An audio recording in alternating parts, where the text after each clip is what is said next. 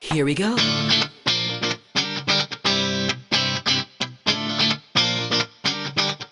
Let me lift you up.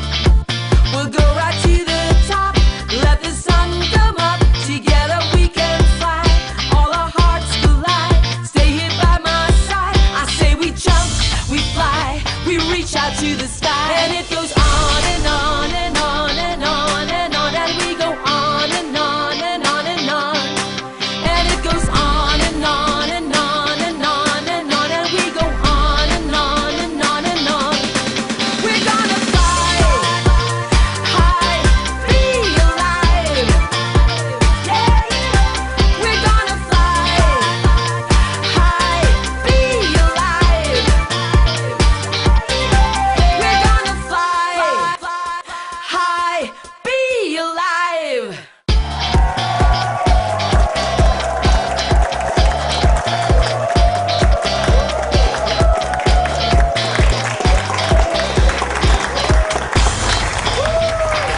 Welcome to Be Alive!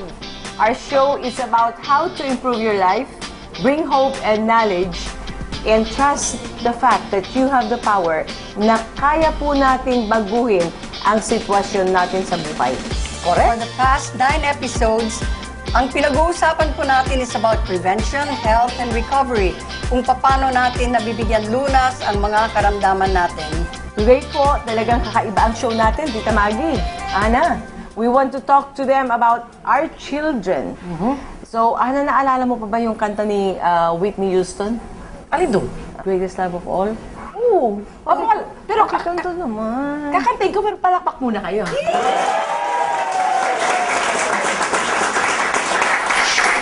Quiet. Nax, ganun eh, no?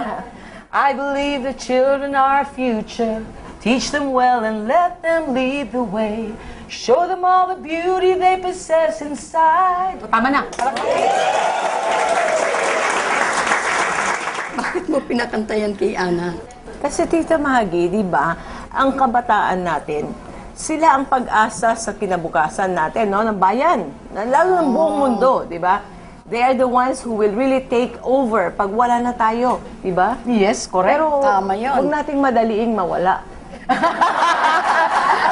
Pero paghandaan na natin, di ba? Laging handa. Kaya today, we ask you to join us as we show you the story of Ziki Rabago.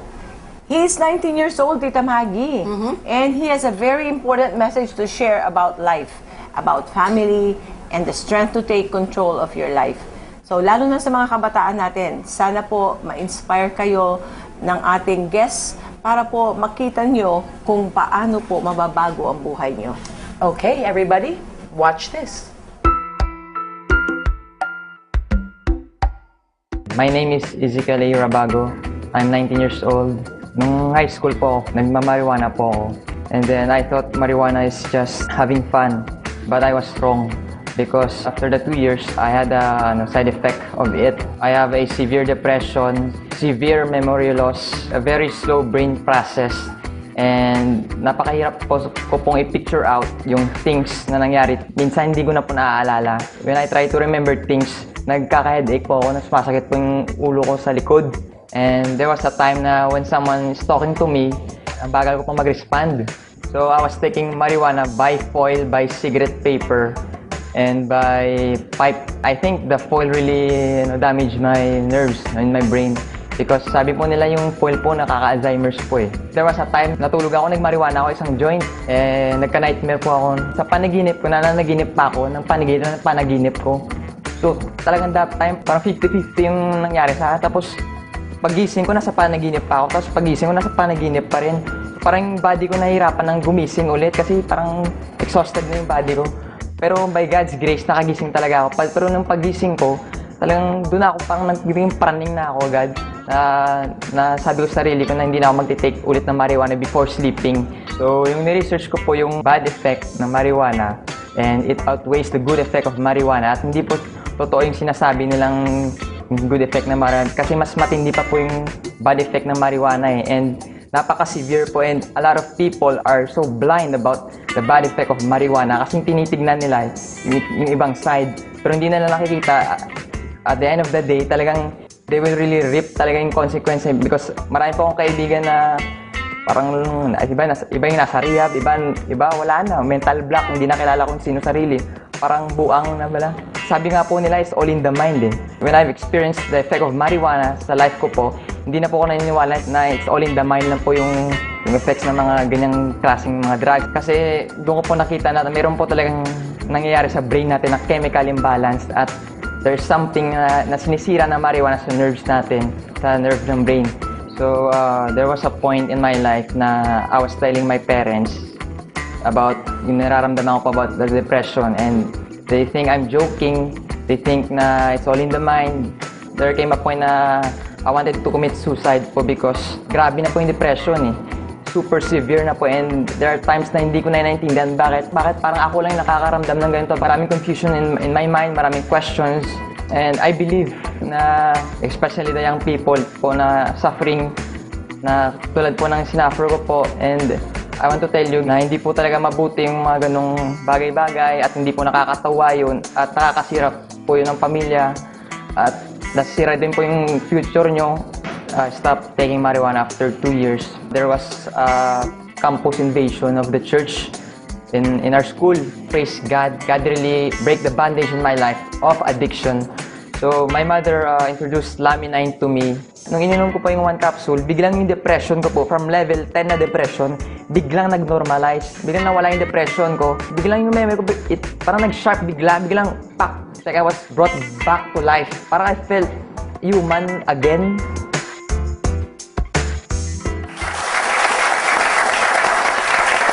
When we get back, we will talk with Diana Crespo, the Managing Director of Silvercrest Foundation Center for Drug Dependence.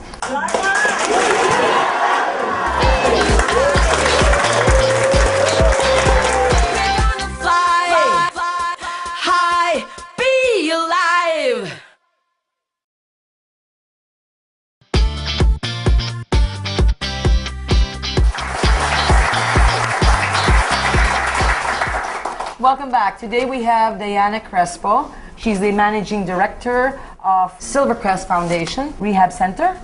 And she was certified by Harvard Medical School for understanding and treating addictions last March 1999. She's also given a certificate of participation in the 5th Asian Federation of Therapeutic Community Conference, which is hosted by Thailand. And meron din siyang certification, Susan, ng NGO Anti-Narcotics Coordinating Center, Office of the Narcotics Control Board, DATOP International Incorporated. Ladies and gentlemen, Diana Crespo. Also with us today is Dr. Lito Fruto and Dr. Arlie Lo Imperio. Meets Diana. Is it true that marijuana is really harmful as seen in our testimonial from Ziggy Rabago? And kasi katwiran ng iba, herbal lang naman daw yung marijuana eh. So, totoo ba yun? Susan, marijuana is really harmful and it's very addicting. When I watched the testimony of Zeki Rabago, I was even talking to him a while ago and I was glad that he was telling me that because of Laminine, he was able to help himself. Diana, in your observation of drug dependence, is it natural that they are normally depressed? Yes, it's a feeling and it's a condition. So once they take marijuana and then nagkaroon silang withdrawal and they stop, doon nagyayari yung feeling of depression. Kasi yung marijuana sa una, di ba, parang masarap yung pakiramdam. Yan, sabi nga nila, Susan, di ba, na herbal lang naman ito. Prescribe pa nga ng doctor sa US yun eh. Yeah, because marijuana in the earlier times, it was a herbal treatment for diseases like eczema, chronic pain, and multiple sclerosis. Now, it became a recreational drug. Wow. So they look for the high feeling and thrill. And I understand that marijuana is even worse than shabu. Is this right? No, it is a gateway drug.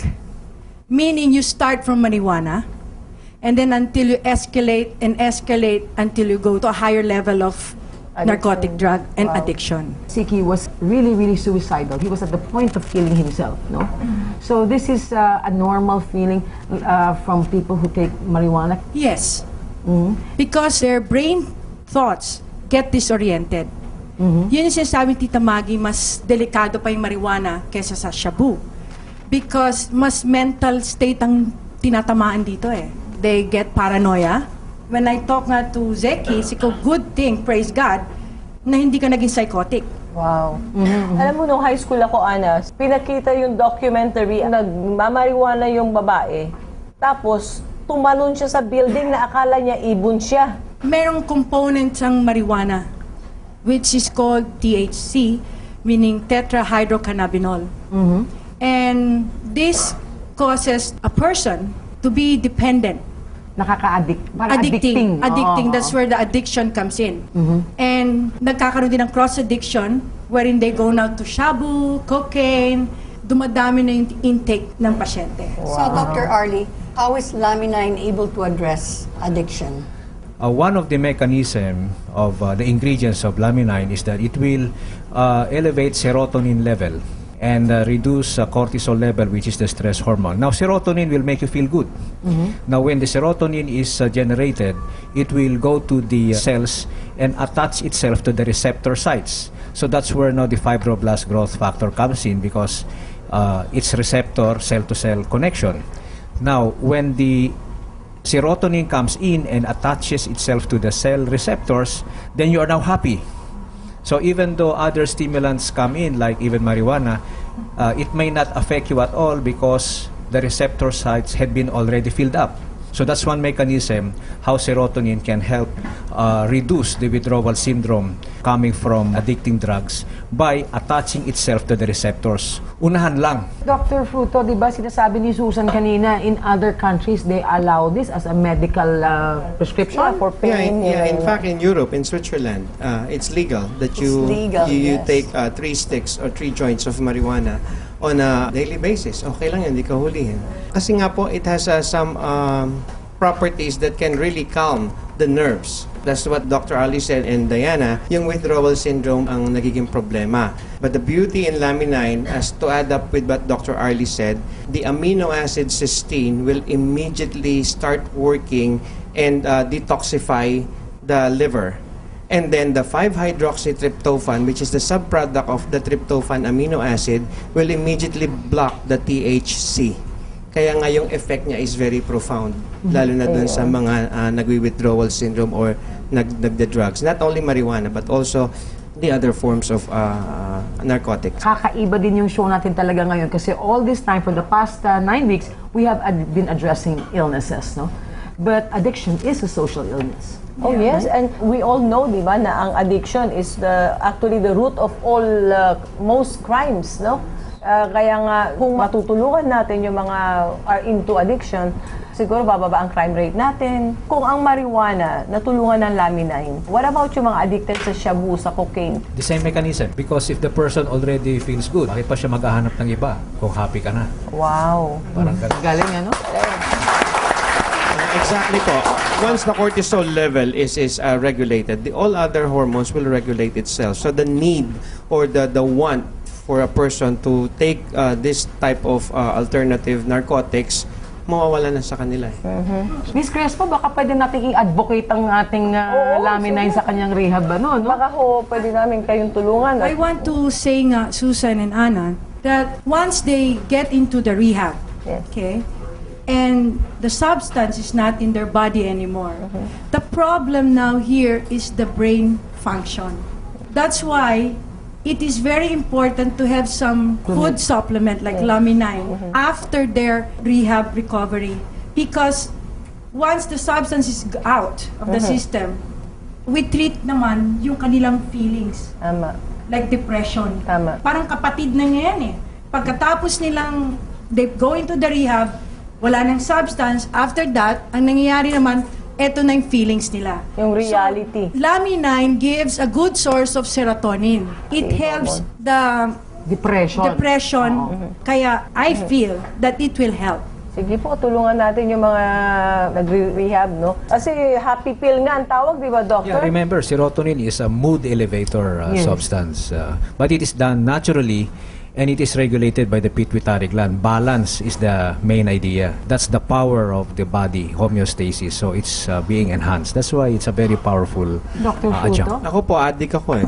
I'm addicted to laminine eh. Like 15 capsules a day. Your body will look for it, pero hindi to the point na pag hindi ka uminom ngayon, may withdrawal ka. Hindi, ang difference yata, Susan, is yung marijuana, nakakasira ng ulo. Ang laminine naman, nakakaganda ng buhay. Lastly, the brain function kasi, like when you're a drug dependent, the serotonin helps the person to speed up their brain activity and their brain cells interaction. Totoo po ba na yung drugs nakakabobo? Yes, it does. So, ang laminine nakakapagpatalino?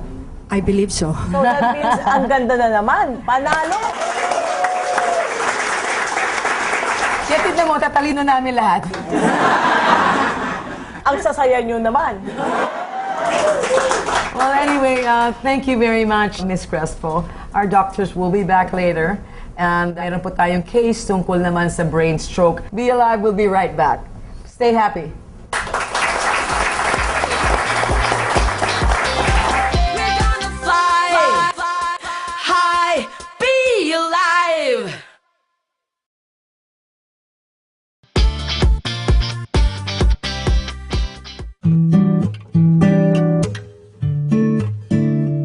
Ayun pong cerebral infarct, nagkaroon po ako ng total permanent disability. Na-separate po ako from the police service. Siguro nakuha ko din to dahil sa sobrang pagpupuyat, sa sobrang trabaho. Medyo masakit sa akin yun, kaya lang wala akong magagawa. I thank the Lord na buhay pa rin ako up to now. Yung kamatayan, sa pagiging pulis, wala na siguro akong takot. Kasi pulis ako siguro. Anytime, I can accept that. Pero, siguro yung mga anak ko, mas malaki yung takot nila na mawala ng magulang.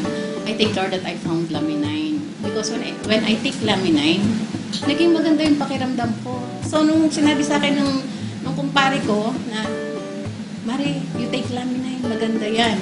Nung itinay ko, maganda, nakakatulog ako. Yung aking nararamdaman ko na konting kibot, parang masama yung pakiramdam ko, nahihilo ko, hindi ko maintindihan, nasusuka ako. Kasi ang pinakamahirap na kalaban dyan ay yung high blood. So nagkakaroon siya ng pagbaba, pagtaas, nagpa-fluctuate siya. So yun ang pinaka-traitor na bagay na kalaban talaga ng high blood yan. So at the same time, yung heartbeat mo lumalakas. So being a patient, stroke patients, lahat ng sakit na yan, andiyan yan. So when I take laminine, iba na siya. Kung nakikita mo sa akin, before nahihirapan ako maglakad eh. So ngayon wala na siya. Malakas na ang ano ko talaga. Nakakapagpanipanaog na ako, pwede na akong mag-aero, sumayaw-sayaw, pwede na yon kasi iba ang nabibigay na strength ng laminine.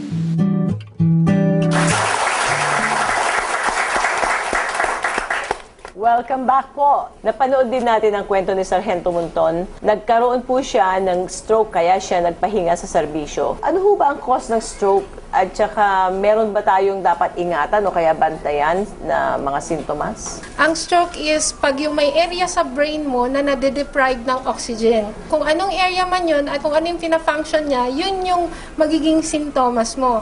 Ang stroke po, dalawa yan. Sa amin po, tinatawag namin ischemic at saka hemorrhagic. Para madali nyo maintindihan, bleed or block. Bleed, katulad po sa aneurysm, merong ugat na pumutok, kaya naririnig nyo po yung anak ko, naputukan siya ng ugat sa utak, gano'n. Or pwede pong dahil po sa lifestyle natin, yung cholesterol, smoking, nabablock naman yung area na dinadaanan ng dugo natin. So kung ano naman yung hindi nadaanan, katulad ng explanation ko, nagkakaroon ng simptomas. Ano po ba yung mga simptomas? Pwede pong headache, merong area na nagwi-weak sa katawan nyo, or merong numbness, or pwedeng simpleng hilo, pwede pong maging mga simptomas yan. Kaya, pag meron kayong nararamdaman, pumunta po kayo sa doktor. Bakit kaya pagka-stroke ang pinag-uusapan mga audience natin, lahat Nakatabing yung mukha. Mahalaga, pag may simptomas tayo at ang suspect natin is stroke, 60 minutes from that point is very important. The person should be brought to a, let's say, best hospital. But how will we know kung talagang stroke siya?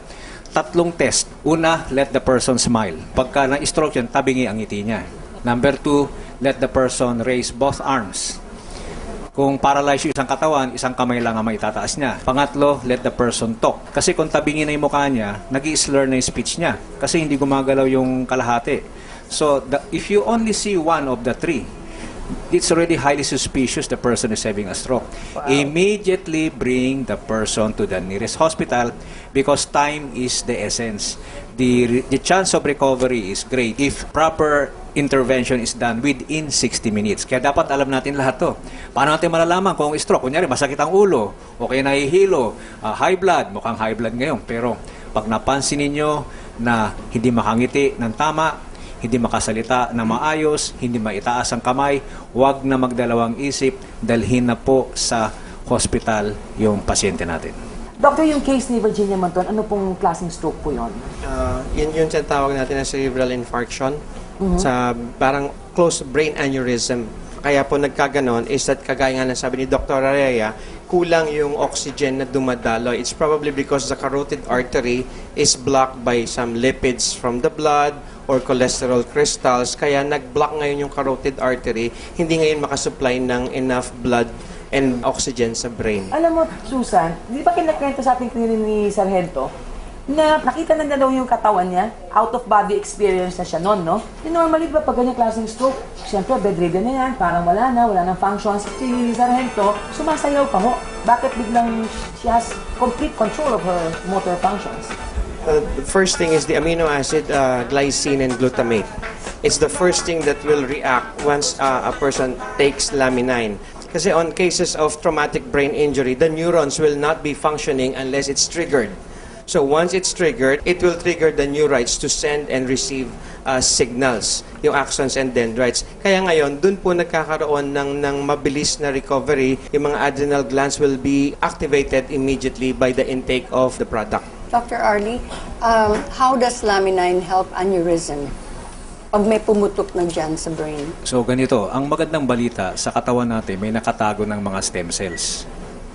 Pangalawa, sa katawan natin meron ng fibroblast growth factor. This is usually being activated itself by the body when the body is in a state of emergency, like having a stroke, for example. That will be activated. Now, when the person gets older, mukhang humihina na yung activation na yon. That's where now food supplements like laminine may probably come in because the ingredients coming from the 9-day-old fertilized egg contains fibroblast growth factor. That will stimulate the fibroblast growth factor within the body, and at the same time, that fibroblast growth factor will immediately direct the stem cells to go to the sites of injury that caused the emergency. So, nagkaroon ng infarct, nagkaroon ng lack of blood supply, lack of oxygen, mayroong aneurysm, pumutok yung ugat, immediately the body will be in a state of emergency. Stem cells na ang gagalaw dyan, tsaka gagalaw din yung fibroblast growth factor. Additional din po dun sa explanation nila, I have read studies regarding fibroblast growth factor has a role in giving signals to neuronal stem cell. So yung neuronal stem cell, dyan nagmumula yung neurons natin, yung mga cells dyan sa brain natin. So pag meron kasing infarct, that's the dead part na nung brain mo, kasi dyan na nga nagkaroon ng loss of oxygen supply. So kung ibabase natin dun sa fibroblast growth factor can trigger or give signal to the neuronal stem cell. So may posibilidad na makaregenerate siya uli ng neurons. When a person is in a state of coma, nakakatulong yung laminine. Going back to the amino acid, yung amino acid po na responsible dyan is the lysine and the tryptophan. It will trigger the two neurons to connect, the axons and the dendrites. Kaya nabubuhay po ulit, nagigising, because the signal senders will be able to send the signal, and then the dendrites will be able to receive the signals that has been sent by the axon. Kaya maganda po talaga ito sa mga na-coma. Ang dami na talaga nating mga stroke patients. After so many years, nakabangon na, naglalakad na. Now, you have been explaining about this amino acid. Is it possible na I go to a generic or vitamin shop and buy lysine, tryptophan, and this and that, and put them together and drink mega dose instead of laminine? Pwede po, but it will not give the same effect that laminine can give. Simply because laminine is synergistically blended together. It's an adaptogen, eksakto yung sukat po according sa pangangailangan ng katawan natin. Ayun. At saka wala po sila ng meron tayo na hindi sila magkakameron kahit kailan. Ano yon? The OPT9 and the fibroblast growth factor. Wow! Usually, the amino acids, 3 ang major functions. To build the body. Second, to maintain the body. Third, to repair the body. Wow. Yan ang role ng amino acids o kaya mga protein molecules. Now, who will decide which direction it would go? That is where the fibroblast growth factor comes in. The one that will direct the elements of the body where they should be. Pagbalik po namin, our doctors will answer some questions from our audience. Be Alive will be right back.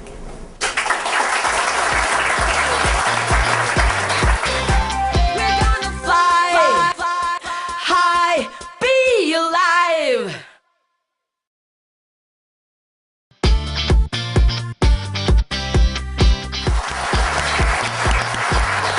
Welcome back to Be Alive. Kasama po natin si Ziki Rabago. Doc, I've been taking marijuana po for so long. Is there a chance for my brain po ba na maging normal po ba ulit? Yes, in fact, the way you carry yourself now, the way you talk, you're already on your way to full recovery. Wala na po siyang depression. We're proud of you, Ziggy, and I hope all the other teenagers or people out there using marijuana will follow your footsteps. Just take laminine. Ubus na naman po ang oras natin. At sana po abangan niyo po kami sa susunod naming kabanata at sa susunod na linggo. Maraming salamat po sa mga doktor natin. Fly high!